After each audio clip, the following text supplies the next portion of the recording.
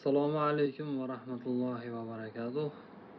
Men G'ulom Hayotullo, Farg'ona viloyati Bo'yda tumani Kamterim mahallasida o'z biznesim bilan ish olib boraman. Meni do'konimdan ishlab chiqariladigan narsalar karita, mishalka, lesa, yaqinda pechka ishlab chiqarishni boshlaymiz va ayollarimizga kompot pishiradigan kompot idishlarini ishlab chiqaramiz. Kimga shunaqa mahsulotlar kerak bo'ladigan bo'lsa, pastdagi nomerlarga aloqaga chiqsalaring, sizlarga eng arzon narxlarda qilib beramiz va dostavkasini ham ilojini boricha yengilroq narxlarda qilib beramiz. O'zimizga qarashli shopirlar bor, o'shalardan uylargacha eritib beramiz, xudo xolasa.